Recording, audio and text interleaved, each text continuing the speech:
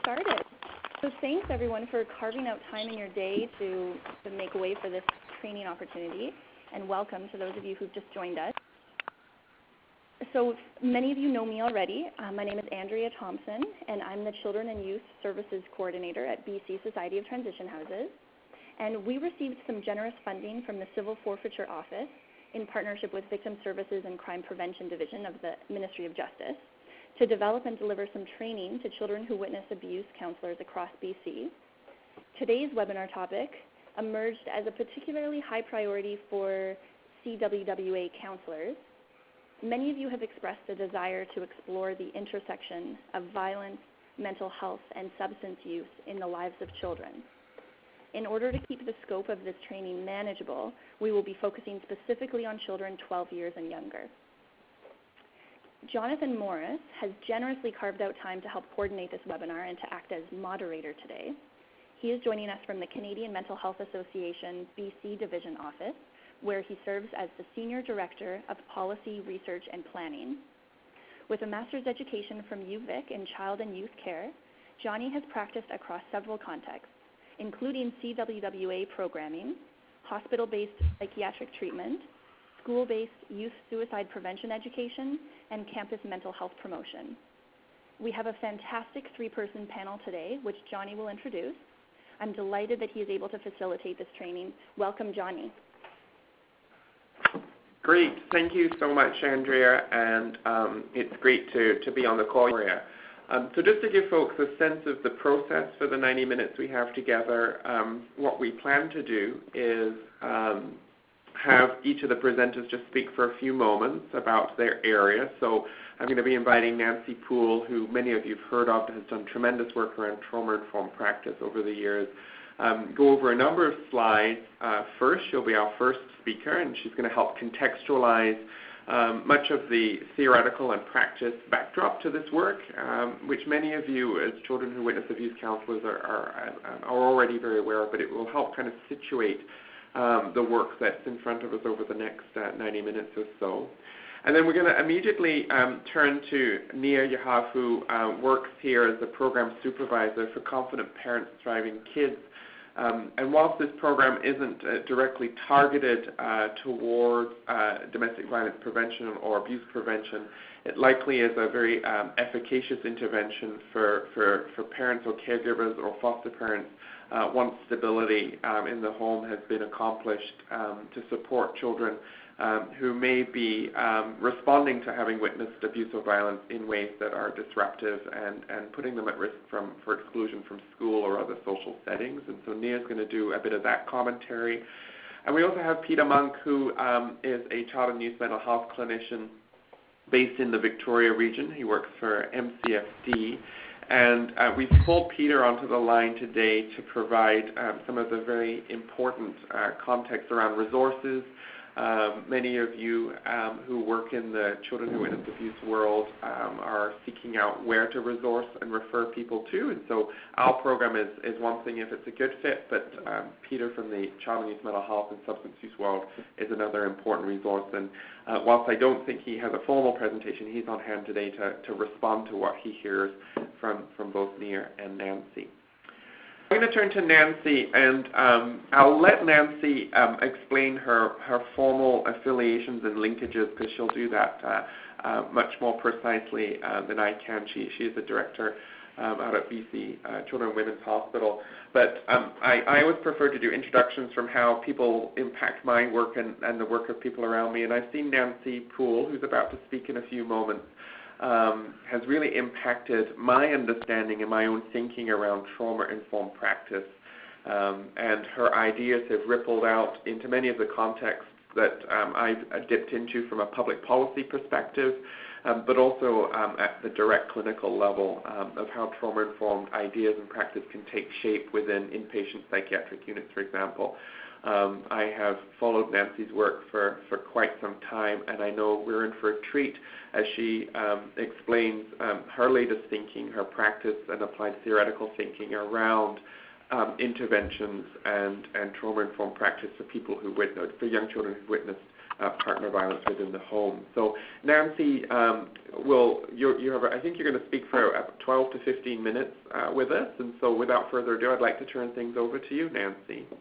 That's great. Thank you so much for that introduction. And, that's exactly what I hope to do as a researcher with the British Columbia Centre of Excellence for Women's Health, is to be able to really bring the research to practice and policy work. And so today I just wanted to talk a little bit about linking trauma-informed practice with what we know about interventions on child exposure. And so, I really do feel like trauma-informed practice is a bit of a movement about how we provide service on a range of topics, and means changes both in the practice level, but really importantly also at the program and system level. And, I think what's so interesting is grounding in it is that I feel like trauma-informed practice is really grounded in our knowledge as providers of women's services like shelters, where we've linked, what we know about gender-based violence with mental health and substance use problems, and with broader determinants of health. And we've been really influenced by work like Judith Herman's in Trauma and Recovery, the book she published in 1992, around this idea of creating safety as fundamental to all interventions. And the second, contribution I feel that's really influenced our thinking about trauma-informed practice is from Indigenous scholars and decolonizing movements. Been really some amazing work being done from the Aboriginal community. And thirdly, there's been a lot of contributions from neurobiology and that is really, I think, a neuropsychology that's really helped our understanding of trauma and what trauma-informed practice might look like. And sometimes I feel that this work in neurobiology has sometimes had too much attention and hasn't been fitted nicely into the work from women's health and violence against women's services and Indigenous ways of knowing. And I think it really is a matter of us linking that and what we know from public health, especially the work of this adverse childhood experiences study, which showed, the later life implications of early adversity, including children's witnessing of violence. So I guess I'm really an advocate of us coming together and thinking about ourselves as researchers and clinicians and community-based service providers, activists and scholars, really trying to bridge all these perspectives and think about what we need to do in a trauma-informed way, no matter what type of service we're delivering, whether it's about children who witness or whatever other service. So that's, sort of my standard thing I'd like to always start with. I put in the slides, which you'll have access to, some of the work we did recently in a systematic review of what are effective interventions related to children who witness or child exposure. And I just wanted to flip really quickly through those to be able to say that in the literature, people have looked at single component interventions that are for mothers and children together or children only, and at multi-component interventions that include, wraparound case management, a lot of other things as well. So I just wanted to say that in this work, one of the things that we found was most important for us to understand that the therapeutic interventions that are aimed at both mothers and children have quite strong evidence for them, both improving child behavior but also mother-child attachment and stress and trauma-related symptoms in mothers. And, you know, the rest of them I'm just going to flip through, but I thought it was really important for people to see that in that sort of way of knowing that involves quality research studies, this was, you know, the type of intervention that had the strongest intervention, trying to link with mothers and children and really to think about doing trauma-informed work, really thinking about attachment and mother's trauma symptoms as well.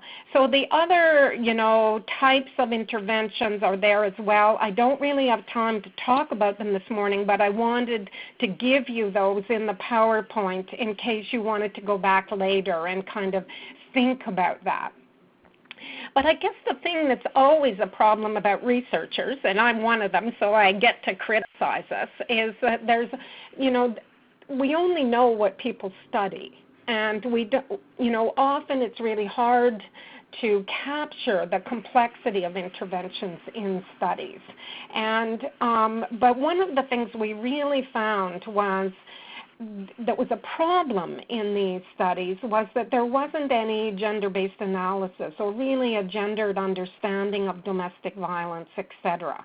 So really, you know, a lot of need for us to go broader in the literature to think lots more about what are all the possible interventions, including trauma-informed approaches, that would, you know, show us the way forth as we do children who witness work.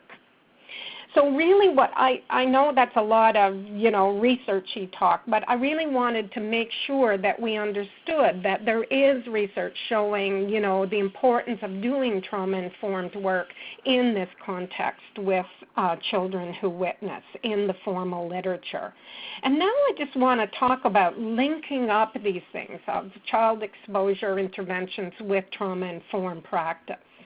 And I, as Jonny said so kindly, have been doing a lot of thinking about, you know, what is a trauma-informed approach, and working with clinicians all across the province and MCFD folks and various other folks, and really thinking about it in all these levels, in what we do with kids and mothers, what we do in our services to create cultures that are trauma-informed, how we work in interagency ways, and of course how we create change overall to reduce colonization and all the other things that can be at the root of trauma. So lots for us to think about. But I wanted to mention a few examples that we'd found in the literature about where people had applied trauma-informed practice in children's services. And here's an example of one that was done in a child's mental health residential setting. And I thought it was really interesting because you can see that the kinds of things that they thought were important to trauma-informed practice were quite simple things. Noticing the precursors of children's distress, you know, teaching some sensory integration and, you know, self-soothing, self-calming skills, kinds of things, but at the same time promoting thinking skills and choice-making skills. And ensuring, that should have an R there, the opportunity for relational development and adding in that kind of wraparound. So for a child setting that's supposed to be about mental health concerns, I thought this was a really interesting, you know, broadening out to be thinking about social, relational, and trauma-informed approaches, not only therapy. And here I just included one other example here from a community mental health setting. So this is a group offered in the community that has some evidence. And you'll notice the work that they did with families was to really start with a phase one that included helping families meet their basic needs and focusing on safety and focusing on engagement and planning together. And then they did work that was about emotional regulation and strengthening family relationships. And finally, the third phase of the program was really a lot about the family having a shared meaning of trauma and violence and closure, etc. So I thought these were, two kind of great examples that are probably things that you do in the context of your work that really can be seen as trauma-informed and helpful in the context of intervening with children and families. Now, there's absolutely great work written about trauma-informed practice in child welfare practice. And of course, I don't have time to go through all that today, but I just wanted to point out the purple, the rust, and the blue thing at the bottom there, where in these manuals that have been thinking about trauma-informed practice with children and families, they've really thought about enhancing child well-being and resilience. But look at what's next to it, enhancing family well-being and resilience, and look what's next to that, enhancing the well-being and resilience of those working in the system. And I think those foundations of not just isolating our interventions to be about children, but to be about children, families, and workers will really change the way we're able to be effective in terms of trauma-informed approaches. Just wanted to mention as well that schools have been thinking a lot about trauma-informed practice and how they can be thinking about safety and that kind of, resilience orientation within the context of school settings as well. And guess what? In the trauma-informed field, people have been thinking a lot more about the gendered experience of trauma and violence. And so we see people talking about boys and their, being more likely to have witnessed violence, girls being more likely to have experienced sexual victimization and abuse and bullying. So I think, it's kind of helpful for us to see that and to recognize that in the trauma-informed field, there's lots of great thinking about gendered interventions. And on this page, there's some examples of gendered intervention with boys. And on this next slide, gendered interventions with girls. And so these are just two examples of the kind of thinking that's been available to us in the trauma-informed practice field that I think really adds to what we can be doing with children who witness. Now, I mentioned trauma-informed workforce strategies, and I think, we cannot forget ourselves and our services and our interagency links in this. And we really need to think about how we can be trauma-informed in the way we work with each other, the way we do supervision, the way we do debriefing together, the way we connect across services, as well as within our individual services. So I think there's a whole lot for us to talk about there as well. And I kind of like the work of Sandra Bloom a lot in this context, because she talks about, trauma-informed practice at the organizational level as an approach to a whole culture that increases the emotional IQ of everyone and the organization as a whole. So it's, I think it's part of that permutation of thinking about multiple levels of trauma-informed, not just in our interactions with children, but our interactions with ourselves in our services and between our services. So just to kind of sum up a bit about this,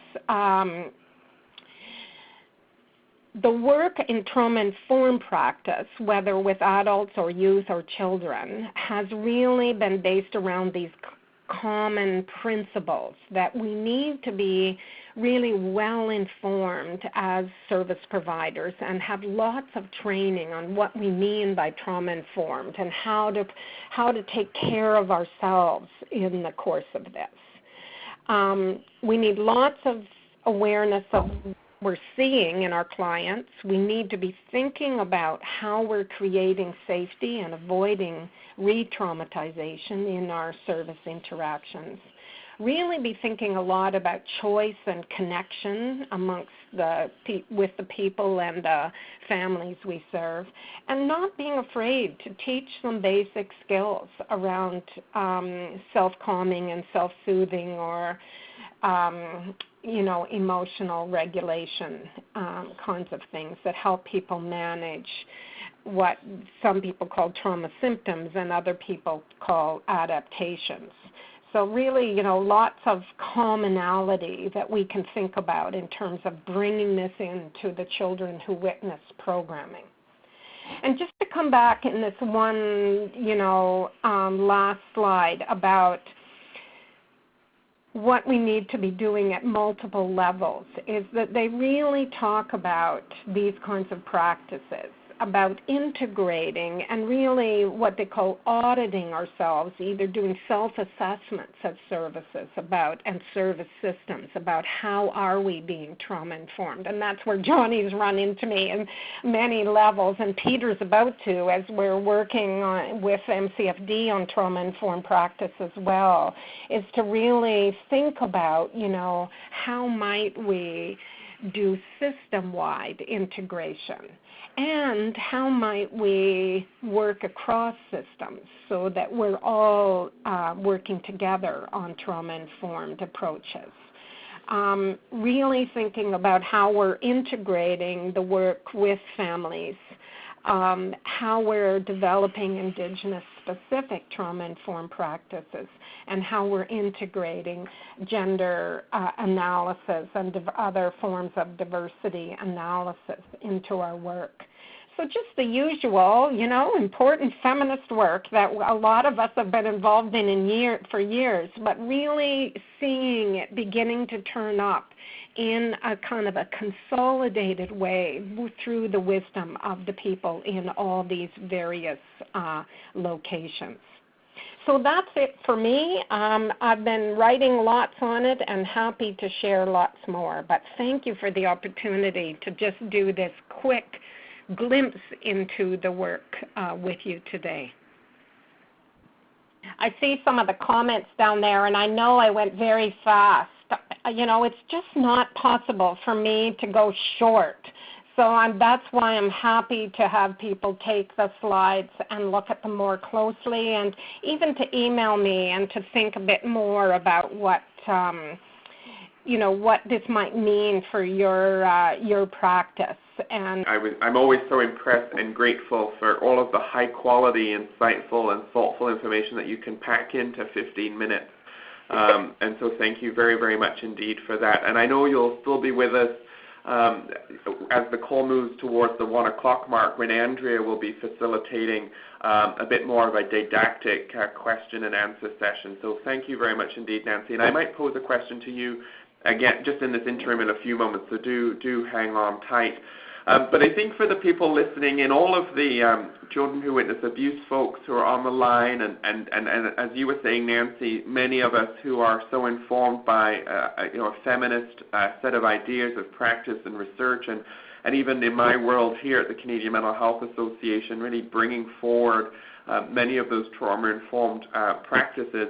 I think for the folks who are listening in on this conversation, there's so much in what Nancy said about the efficacy of the work that you currently do, and I thought it's such a powerful departure point to hear from Nancy that so much of the world of children who witness abuse programming, whether it be your psychoeducational groups, whether it be the context of care that you build and establish within transition houses and shelters, all the ways that you, at a policy level, set up your community offices, all of those things really do link, riff, align with so many of the ideas and principles that Nancy was sharing.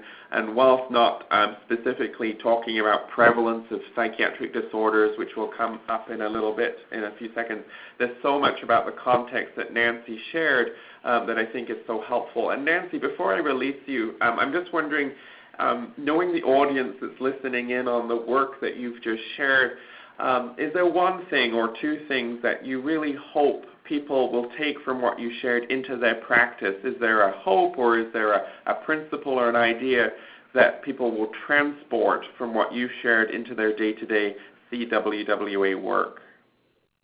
Well, thanks. Yeah.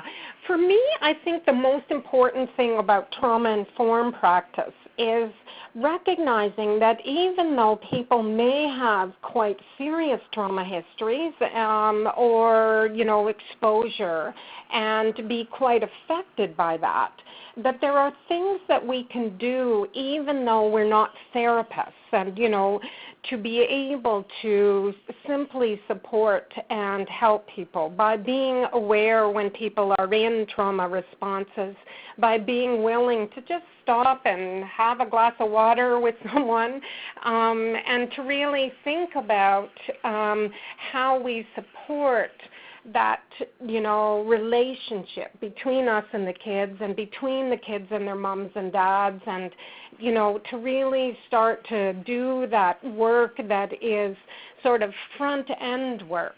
And it may be that many of these children will need to see a therapist, and that those therapists may or may not be available right away, that there may be a waiting list.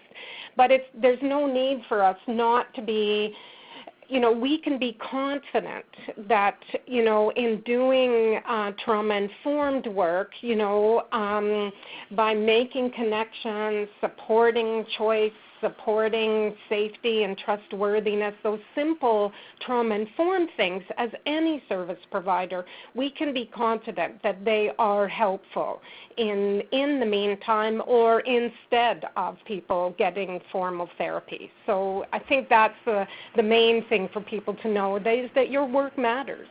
And that we can all take a part in being trauma-informed, even though not all of us will offer trauma-specific help.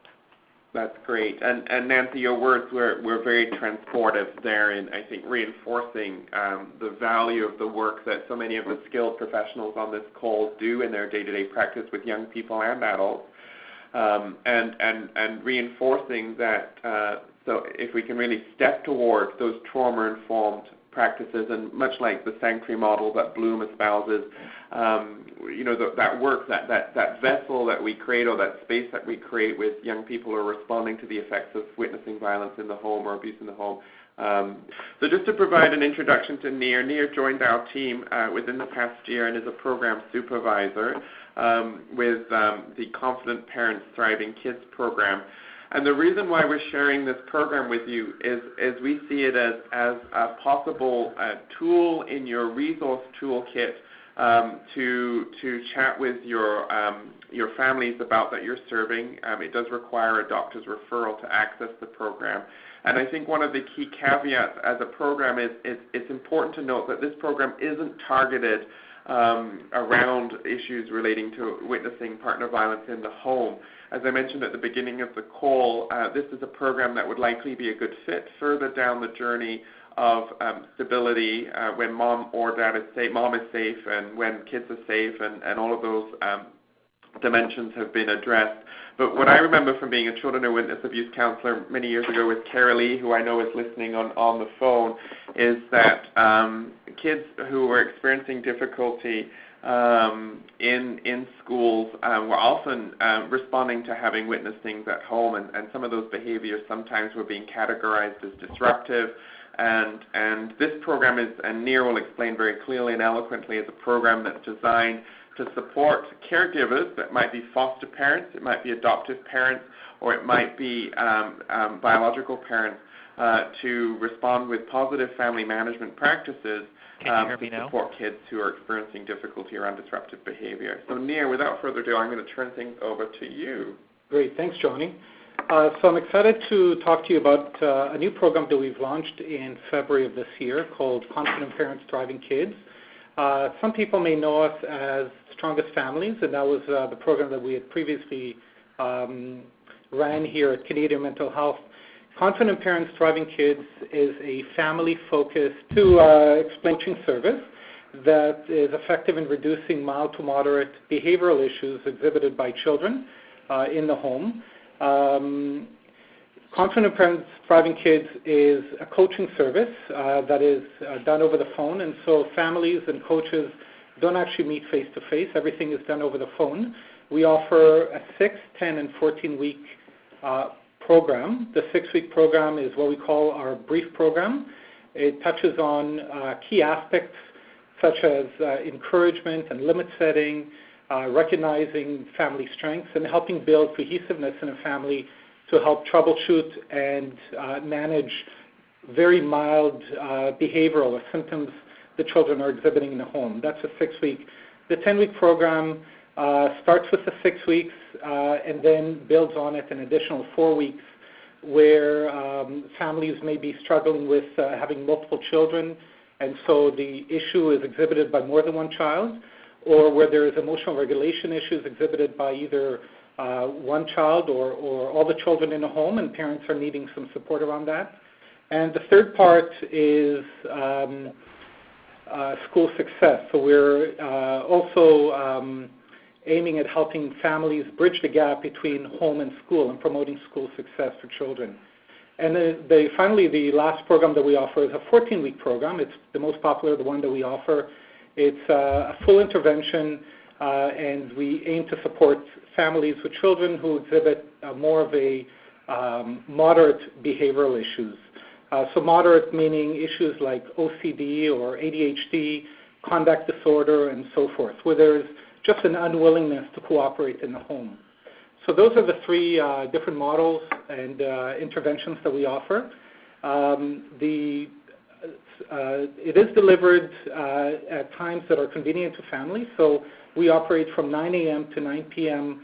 Monday to Thursday, 9 a.m. to about 5 p.m. on Fridays, and we also are able to provide support on Saturday from 9 to 5. And so it's a program that is, reduces barriers and ensures that, parents across the board, all across BC, are able to access. As Jonny mentioned, in order to receive support, a doctor's referral or a pediatrician referral is necessary. And once the doctor refers to our program, our intake department will contact family within 3 to 5 days to schedule an interview. And the interview simply asks questions to ensure that the behaviorals that parents are referring for are suitable for our program. And so having said this, as you can see in the next slide, we have some inclusion factors and exclusion. So inclusion are the type of mild to moderate behavioral issues that we are able to help families with. So at first, in order to start a program, children need to be between the ages of 3 and 12. They need to exhibit ongoing mild to moderate conduct problems, and as I mentioned, things like ADHD, OCD, ADD, and so forth.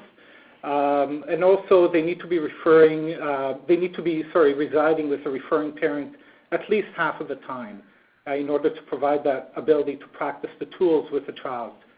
The exclusionary factors are factors where the child has been diagnosed with either Asperger's or FESB, autism, and other cognitive delays such as sensory processing disorder.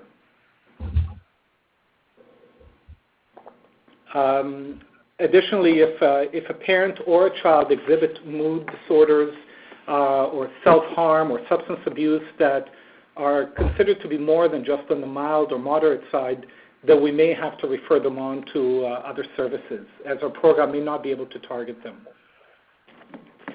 The last thing I wanted to share is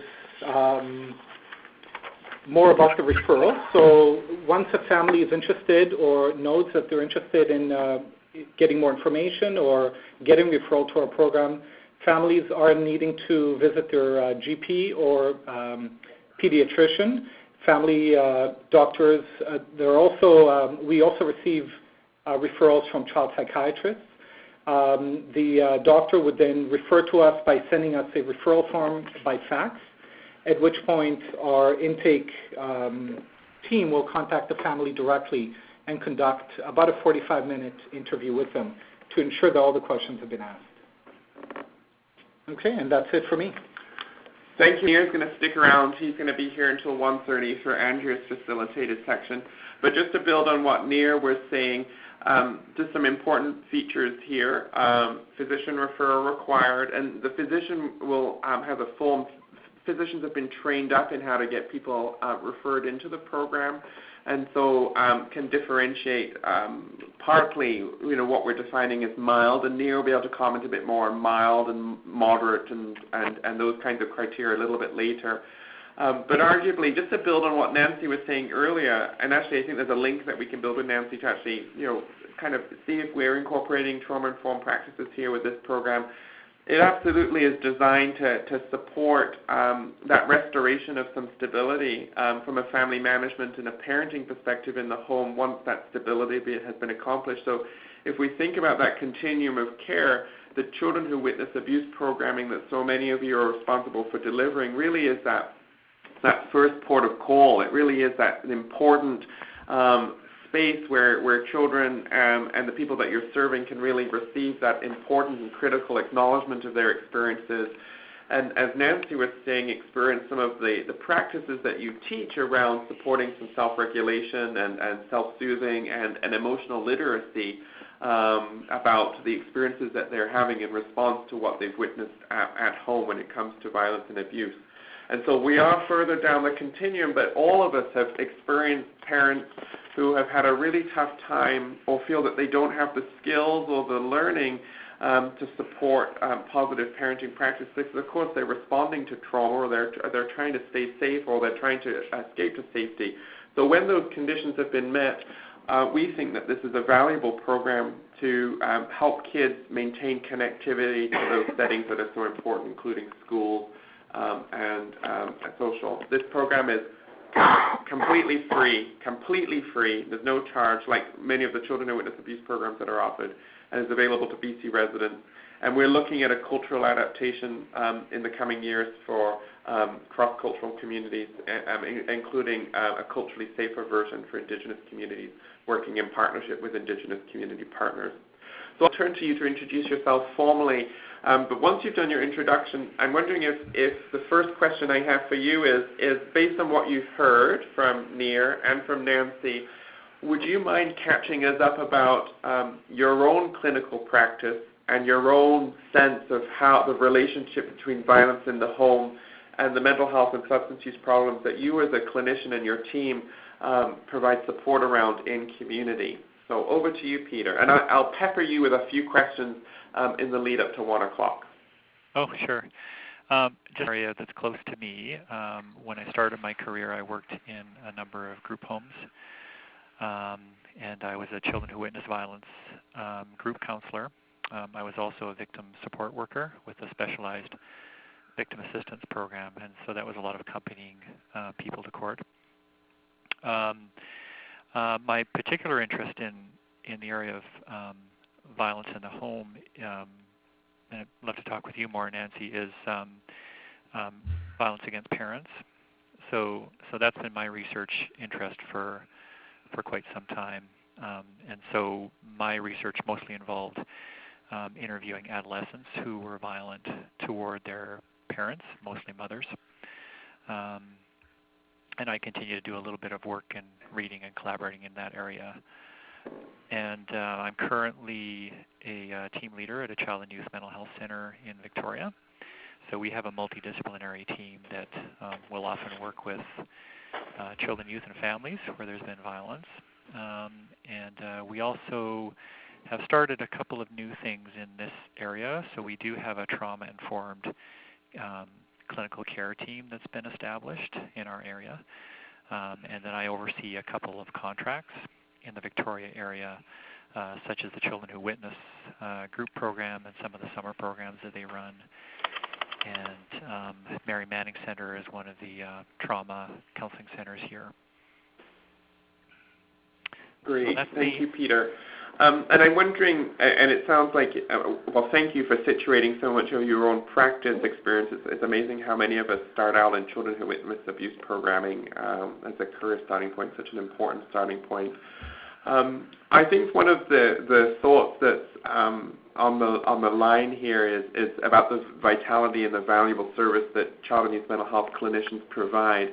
And I guess I'm wondering about if you might just explain a bit further. There may be some strong literacy on the call, but just explain a bit further about how clinicians in your team, the kinds of things that they can do to support children who have a history of witnessing violence in the home. What kinds of services or practices do those clinicians use or do to support recovery and forward movement? Right. So in Victoria, child and youth mental health centers will differ across the province. So in Victoria, because we're a somewhat larger area, we do a little bit more specialization because we have different agencies. So much of the work around to support children and families where the primary concern is witnessing violence against mothers is done by the Children Who Witness program here because they do the groups and they also have individual counseling that they offer, and also by our trauma center, the Mary Manning Center, and some other ones, Victoria. So we will often not be directly involved in our center because we have those other centers. But having said that, we do have a good number of clients who, children and youth who are seeing us where that's one of the many things that's going on for them. Mm-hmm. So, I think I can just basically say I ditto to everything Nancy said. I can, really agree with everything that she's talking about, especially the three key areas, looking at the broader determinants of health and looking at the direction from many scholars, especially the Indigenous ones, and the neurobiology part that's, of course, growing and growing. But I agree with her that often that neurobiological piece gets a little bit, too much attention. Yeah, absolutely, it's Peter. Been nice to see how and just to reassure you, even though you had a pretty late notice invitation, you are sharing lots of knowledge with such skill. So thank you so much, Peter, for being willing to go with the flow here. I have one more question before I support a bit of cross dialogue between the panelists here. What advice do you have? And I know we have a system that can't meet demand, and I know people are working on that in other areas, and I know that there's some real excellent work happening within your world and Nancy's world and our world and the world of children who witness abuse. I'm wondering, though, when it comes to supporting children who witness abuse professionals, when it comes to seeking out a referral, is there any advice that you have there of making the most appropriate referral possible to your service and how to go about that? Well, really, because every center is different, the best answer I can give is, when it comes to child and youth mental health, to just call, because that's each center is going to best know what the options are in their particular city or area. So for us, calling us and speaking with the intake worker and brainstorming the different services and options is really typically the best way to go, rather than us giving really clear descriptions about what is and what isn't, a fit for our centers. Because we're constantly collaborating and liaising with all of our community partners, and we know the different services, the different groups, the different summer programs that are out there. Well, and Peter, I think that answer is so helpful to the folks that are listening in the call that really arguably it's best to come at this from a very collaborative approach. And I think your reinforcement that local community services are very contextually driven. So the north, there's going to be different things versus the mid-island versus the lower mainland. And I really heard your invitation loudly and clearly to support people who are listening in on this call to engage collaboratively with your intake teams to fully explore the situation, the context, and the symptoms that the young person is experiencing to find a good fit referral or a good fit resourcing community. So thank you for that. And I know when I first started out in this work a long time ago, and again, I'm just looking maybe for words of reassurance from the skilled clinician that you are too, Peter, is if as a worker, sometimes it can be challenging to understand the symptoms that are showing up in the children who witness abuse group or in the children who witness psychoeducational room or in the shelter. And it can be a struggle to understand, what are these symptoms of. Nancy's already given us some great advice about understanding those as responses, trauma responses. But I'm wondering if I'm having a hard time trying to figure out what's happening or making sense of the behaviors or the symptoms I'm seeing happen in front of me. Do you have any advice there of where to turn to kind of get a stronger understanding of that, or would your answer be the same as your past one of really building that collaborative relationship with the intake team? That question hopefully made sense. That was for me? That was for you, Peter. Yeah. Oh, okay. Well, again, in Victoria, we work really closely with the Trauma Center, with the Children Who Witness Program, with the different community counselors. So what we'll typically do amongst all of us is when one of our centers is working with a young person and we have a couple of questions or think it might be a fit for somebody else's program, we call each other.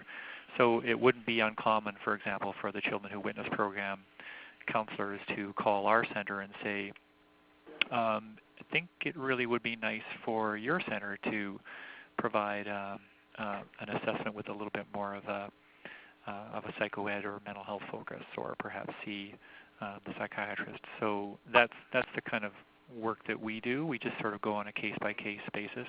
I mean, we're all doing the same work. Right, yeah, absolutely.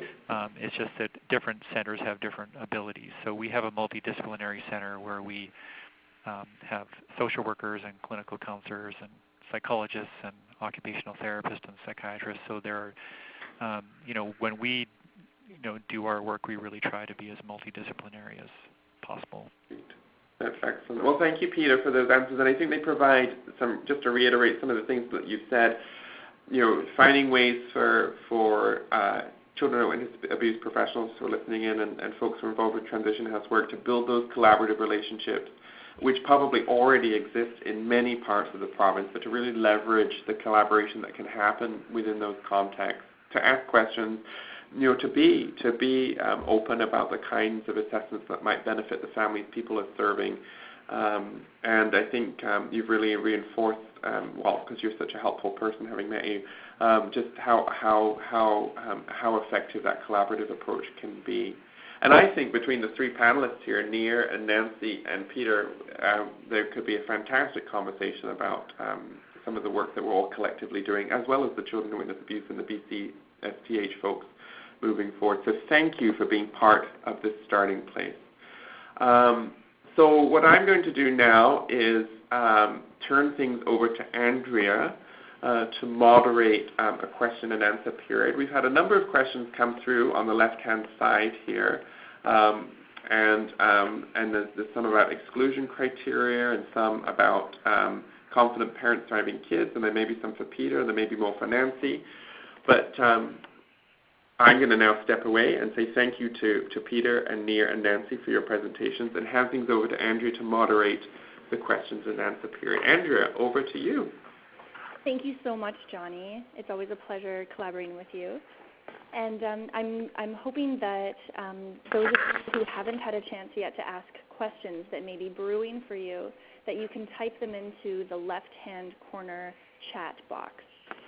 So type in your message, and if you're having trouble accessing that area for asking questions, you can unmute your phone by pressing *7, or if you've got an unmute button on your own phone, and then ask us the questions in person if you'd prefer. And we can sort of gather some of those and start connecting with the presenters to follow up some of those specifically. So in the meantime, I'll turn to Nir, and if you wouldn't mind providing a little bit more clarity around your program as a follow-up to a couple of the questions that have come up. Thank you so much for sharing that foundation around what work you're doing, and there's been a lot of excitement from participants about this. So one of the questions is around exclusion criteria for someone who, if a child is at age 12, is that included in the age range that you serve? You mentioned 3 to 12, and there's a couple of questions around ages. Yeah, so 3 to 12, including 12. So 12-year-olds certainly can be referred. Wonderful. We actually have, at this moment, we have actually a couple of 13-year-olds who are in this program as well, because developmentally speaking and just where things are at for them, they would fit someone who's more of a 10 or 11-year-old level. And so age is less of a factor than specifically where they're at. But I would say we cap them at 12. Thanks for clarifying that. And do you mind just providing a little bit more information around the sort of definitions or the umbrella for what you might consider mild to moderate behavioral issues? Absolutely. So you had provided a bit of information, but just to sort of sum that up for us. Yeah, absolutely. So I think one way that I like to explain it to parents when I speak to them about their referral is I like to look at it as a difference between what a child won't do versus can't do. So if a child just isn't willing to because of an attitude issue, a poor relationship with a parent, or simply just is having difficulties with ADHD or oppositional defiance, then our program would be a great fit for that, for those kind of symptoms that a child is exhibiting. If a child can't perform certain duties because of limitations, developmental limitations or cognitive limitations, then that's more of an exclusionary issue. So it's those kind of behaviors that a parent is able to adjust with the right approach versus can't adjust because of limitations the child exhibits developmentally and otherwise. Thank you. And how about referral forms? Absolutely. So my understanding is that most doctors around BC should have a referral form from us. If they don't, we're happy to email them referral forms. As well, we should have some referral forms on our website as well. Great. And I'll type in your website once we get moving here. But I'm wondering if you could speak to the sort of awareness level right now among doctors and other service providers about this program. And is this something that participants on this webinar can then take and promote and provide some outreach on the program as well? So in terms of an awareness level by doctors, Tara, the other supervisor, and myself have been attending quite a few workshops in the community and giving presentations, handing out referral forms, as well as FAQs and brochures about our program. And so through our attendance in these conferences, we've been able to hand out quite a few referrals. So in terms of awareness, more and more people, and doctors specifically, are aware of our program. Doctors are also aware of our previous program, Strongest Families, that's been around for a long time. And so some doctors may be referring with the assumption that we're still running that program, and then we go ahead and correct them and let them know, in fact, we've launched this new program. And so either through the old program or the new program, we are quite well known to most doctors around BC, just given the number of years that we've been around. Great, Nir. Yeah, it's very exciting, and the transition you've made into this slightly different program model has just been really well received, and it'll be interesting to see some of the possible transitions you'll be making with incorporating possibly an Aboriginally culturally safe model and so on. Yeah, we're very excited about the changes that are coming up. Absolutely. And this seems like a particularly fantastic resource for CWWA programs who are placed in the context of rural and remote areas around the province, where they may find the need for more specialized mental health service referral to be able to be made, but there aren't necessarily specialized local services available. Right, yeah. The aim of our program really is to remove barriers to providing service. And so, a big part of it is being able to offer services over the phone, which for a lot of residents living in remote areas or otherwise, our service is a great fit. Absolutely. And probably one of the pieces that I'll just chime in here with, it really does build on Nancy's comments and Peter's comments as well, I think, in some neat ways, is this program, as another part of the toolkit, really works hard, I think, to not pathologize the behaviors that sometimes we see in children and young people that put them at risk for exclusion from schools or put them at risk for future contact with the criminal justice system. And so I think it through a backdoor route really helps caregivers, whomever they are, feel really equipped, because it's really important to remember that actually the treatment agent, to use that language, is actually the parent or the caregiver in the home. and they're the agent for trying out these new ideas and practices with their kids at home. It really does it in a way, in a very strengths-based way, which I know is such an underpinning of children who witness abuse programming and child and youth mental health services throughout BC. It's very strengths-based focus, and so it really doesn't run the risk of pathologizing. In an interesting way, even though this program wasn't designed primarily for this purpose, I think does support parents to respond, in ways that support, new ways for children to behave that aren't being seen as a deficit or a pathology, which I think can help people free themselves of some of those difficulties much more quickly. Thanks for adding that, Jonny. That's so important. And I'll maybe take this next question just because I'm just to free Nir from this piece. For Vanessa's question before we get too far along, just so that people are very realistic, we demand for this program outstrips supply at all times. We do pride ourselves on making contact within 3 to 5 business days. Yep. So a parent will have contact from someone here within 3 to 5 business days, so their referral form doesn't disappear into the abyss. They'll get contact, but because demand outstrips supply, there is a waiting list currently, which I think is at the 28-day mark, the 28 business day mark. Though we're pretty quick to get people through an intake process and moving along. And because we give parents choice about when they want to access the program, there are some delays around accessing the key priority times like 8 p.m. So there is a wee little wait list, and we're trying to address that currently with some service efficiencies. Thanks, Jonny. And we have a question about information on the CYMH website. In the meantime, Nancy has posted a couple of resource sections on the website for BCCEWH in their publications section, and also the website about learning in virtual communities. So you can see those posts in the chat box. And the question also came up for Peter, if there's any information on your website that could be of help. Our website's provincial, so I haven't looked at the public aspect of the website recently, so I'm not really sure what's on there right now. But I will let me check right now. So, is there some specific info that somebody's wondering about? Good question. It wasn't clarified, but perhaps Brenda could follow up on her question. And if you have any sort of resources you might recommend for how children who witness abuse program staff might be able to find out even more about the work of child and youth mental health.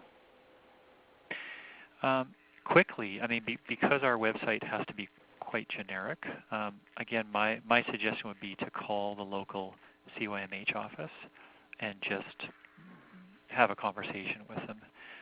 Because each office is going to be offering different services, different groups, different collaborations. Wonderful. That's a good point. It's very locally specific, it seems.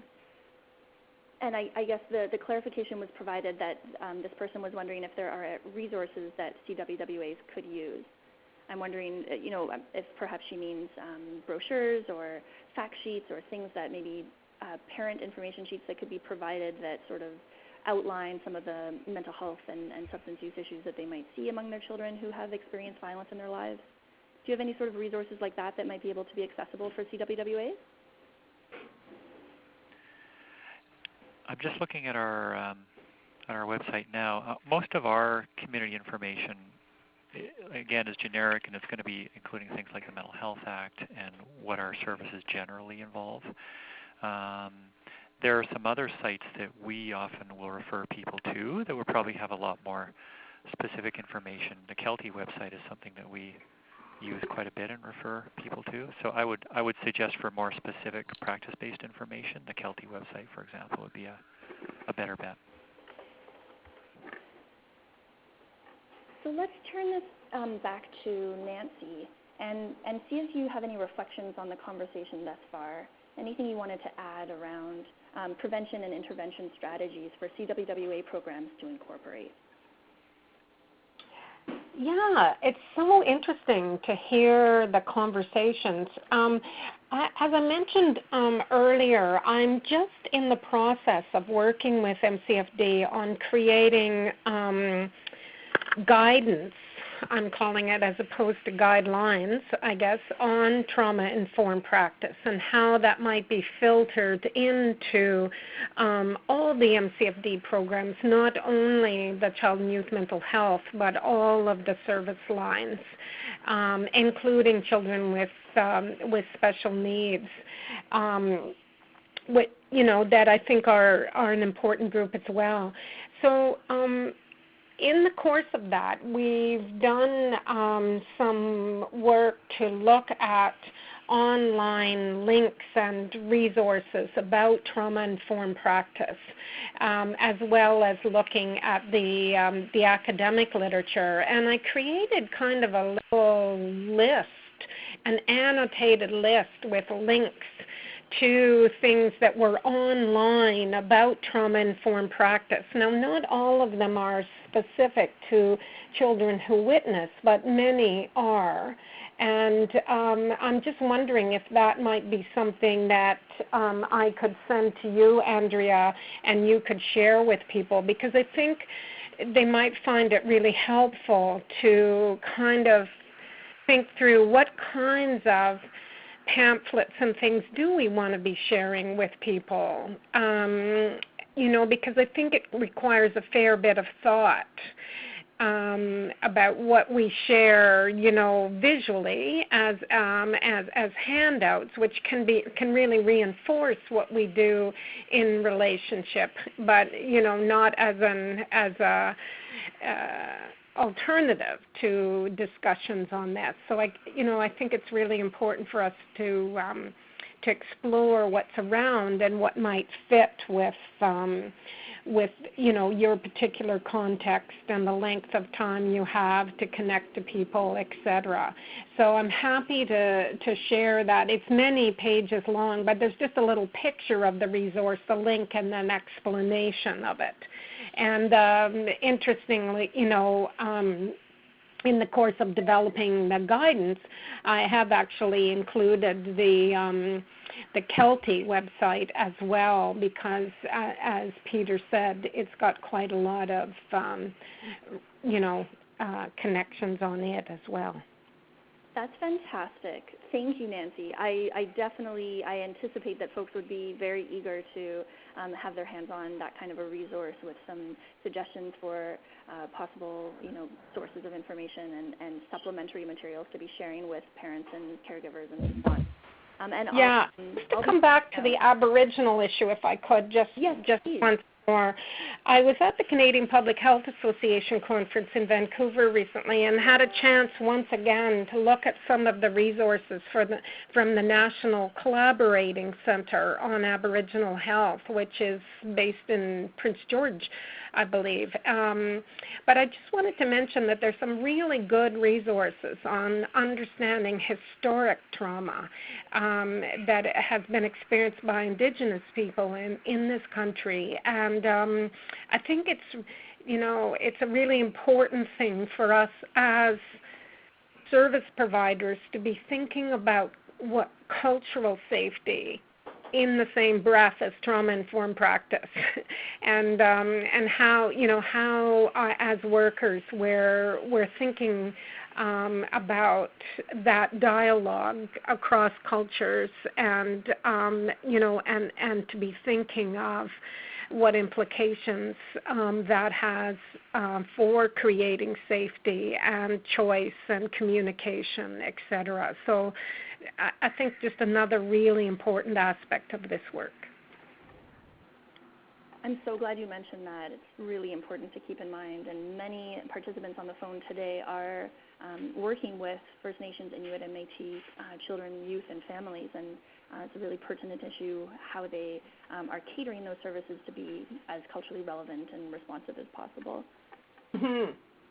Now, the website, it says someone just asked which website you were just referencing, Nancy. What I was just referencing was the National Collaborating Centre for Aboriginal Health, and I'll have to look it up exactly, but it's just the initials, NC whatever. however that,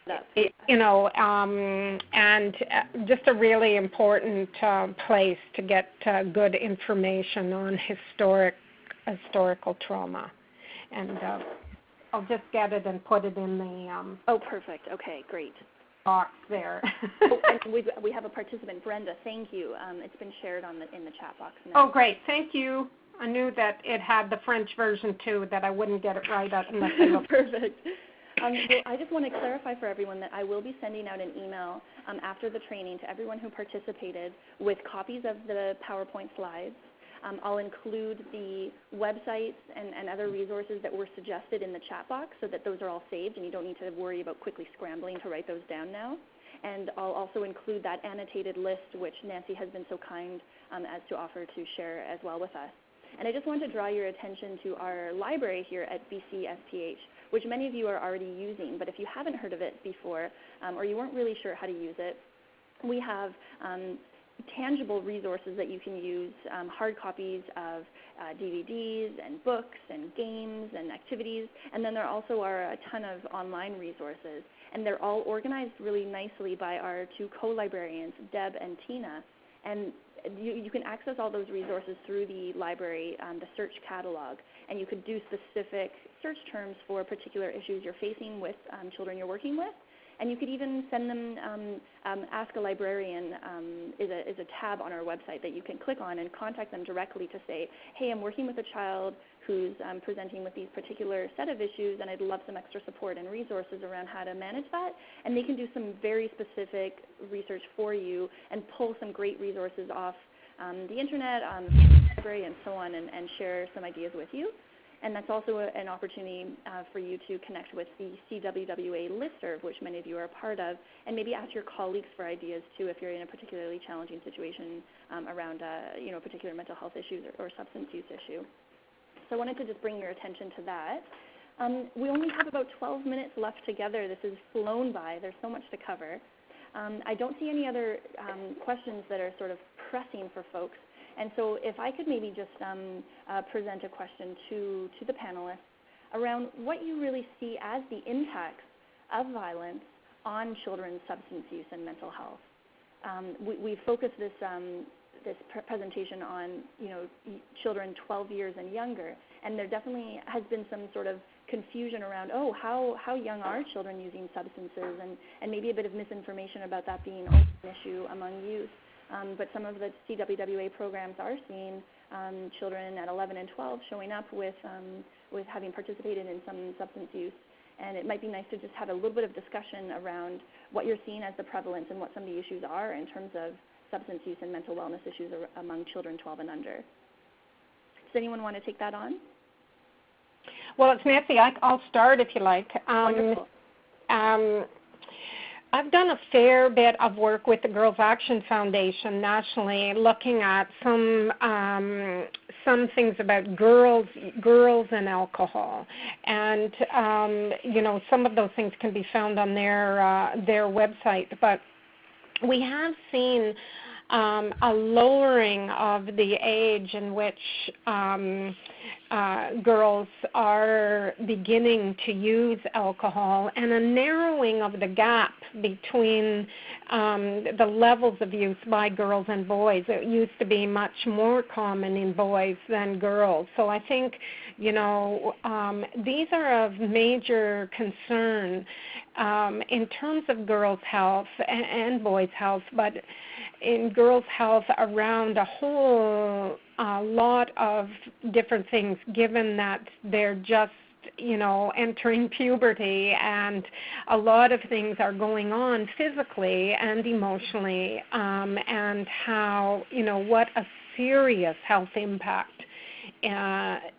heavy alcohol use can have at that particular time of life.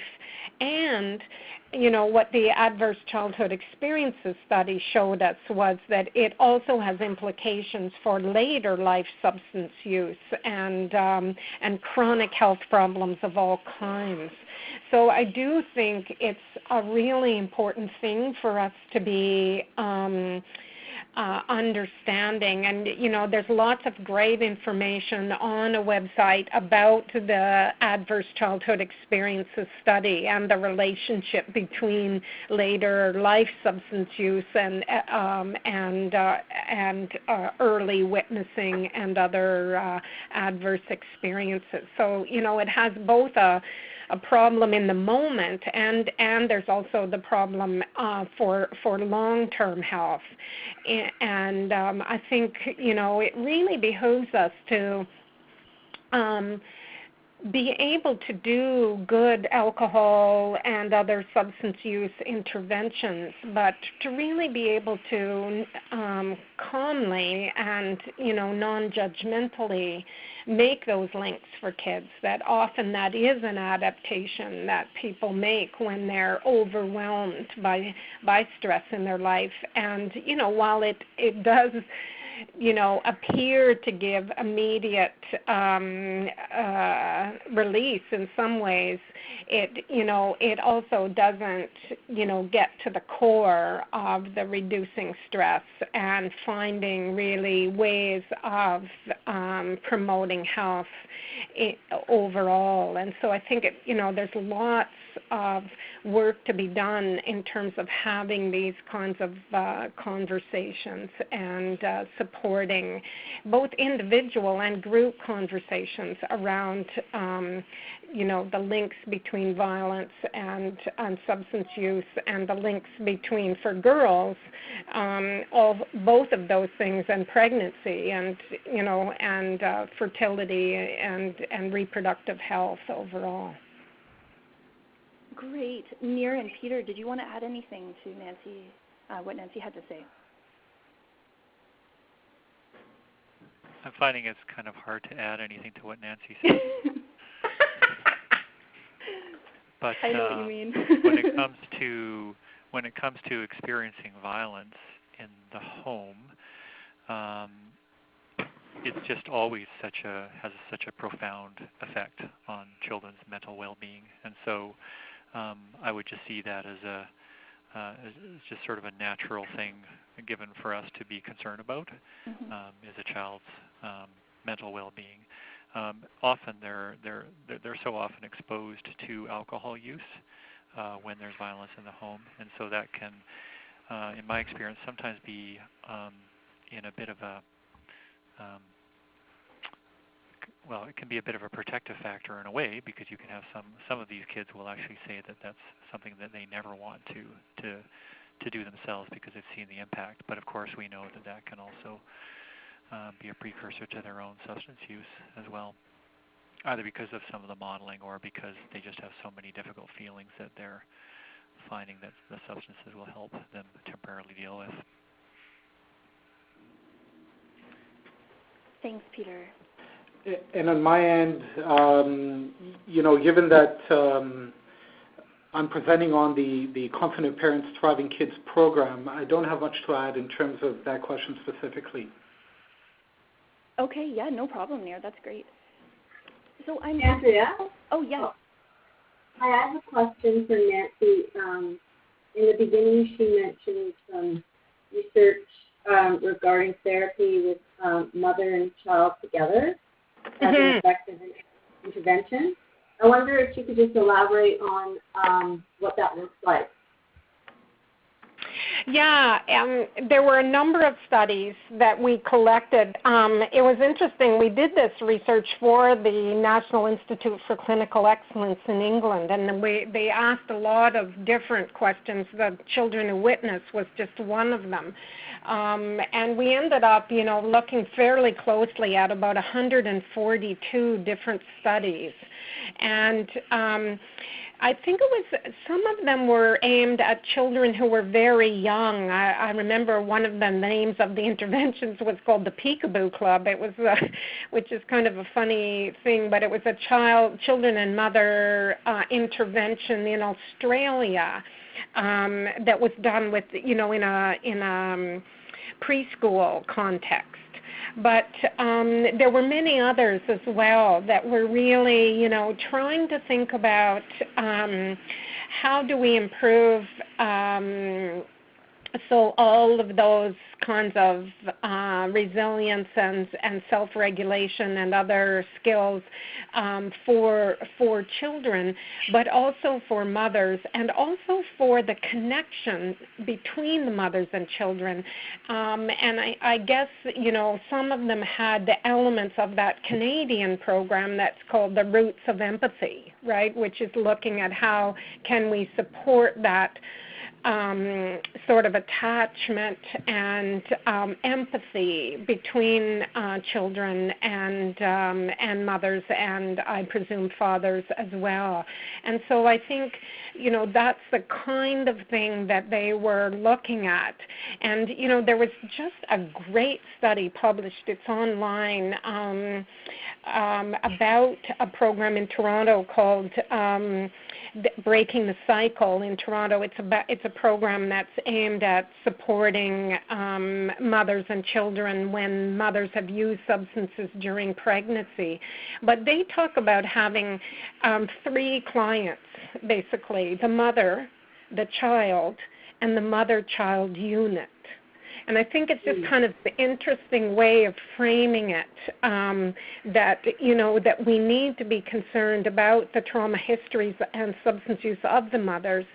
We need to be concerned about the witnessing of the children, and we need to be thinking about how we're supporting the unit to be connected, as opposed to the individual resilience development in both.